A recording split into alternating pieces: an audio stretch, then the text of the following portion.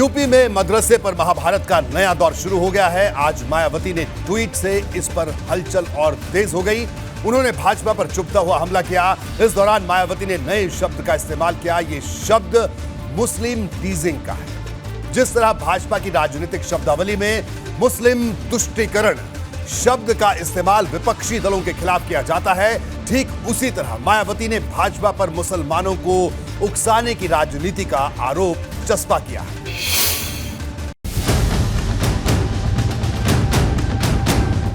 मायावती ने भले ही मदरसों के सर्वे के मुद्दे पर बयान देने में बाकी विरोधी दलों के मुकाबले देरी कर दी हो, लेकिन पार्टी का भाजपा पर किया गया हमला जबरदस्त है। मायावती ने भाजपा को ऐसी पार्टी साबित करने की कोशिश की है जो मुसलमानों को उकसाने में लगी है। जरा मायावती के ट्वीट के इन शब्दों पर गौर कीजिए।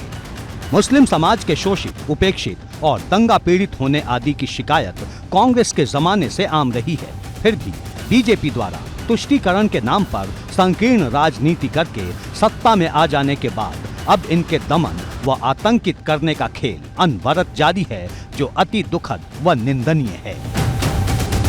मायावती यहीं नहीं रुकी। उन्होंने भाजपा की योगी सरकार की नीयत पर संदेह खड़ा करते हुए ट्वीट किया कि अब यूपी में मदरसों पर भाजपा सरकार की टेढ़ी नजर है।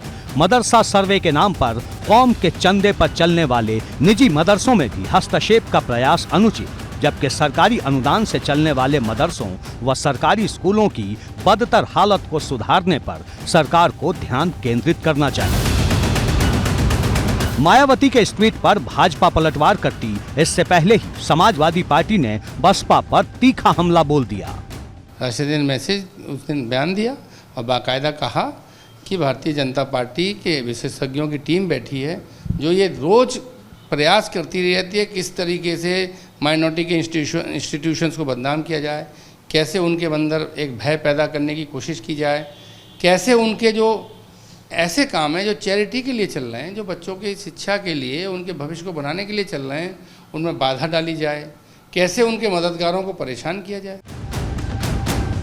उधर भाजपा का दावा है कि मदरसों के सर्वे को लेकर उसकी नीयत पूरी तरह साफ है।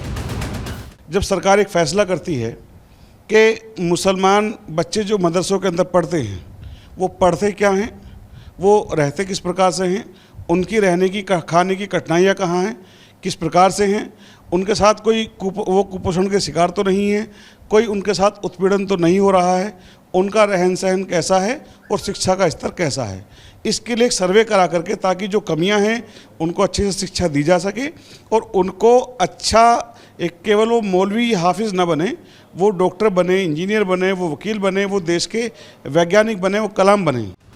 भाजपा का आरोप है कि विरोधी दल अपने सियासी फायदे के लिए मुस्लिम समाज को गुमराह करने में जुटे हैं। उन्होंने कहा कि योगी सरकार का मकसद है कि मुसलमानों के बच्चे भी मुख्य धारा में आगे बढ़ें।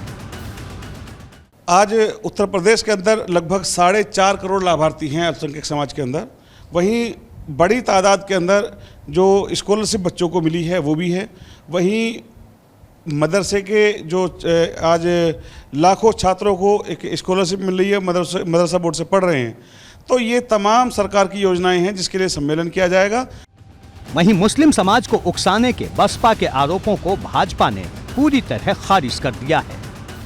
भारतीय जनता पार्टी अपने कार्यकर्ताओं को साथ लेकर के आदरणीय प्रधानमंत्री नरेंद्र मोदी जी की गरीब कल्याण की योजनाएं, आदरणीय मुख्यमंत्री जी के लॉ एंड ऑर्डर और अन्य डेवलपमेंट की योजनाओं को लेकर के जन जन तक जा रहा है। और आप सबको पता है कि भारतीय जनता पार्टी को आम जनमानस का आशीर्वाद प्राप्त है और दिन प्रतिदिन वोट प्रतिशत में बढ़ोतरी हो रही है। साफ है कि मदरसों के सर्वे के मुद्दे पर राजनीति के इस नए अध्याय में हर दिन नए पन्ने जुड़ने वाले हैं और सियासी बार पलटवार का तूफानी दौर और भी तेजी से आगे बढ़ने वाला है। एबीपी गंगा के लिए ब्यूरो रिपोर्ट।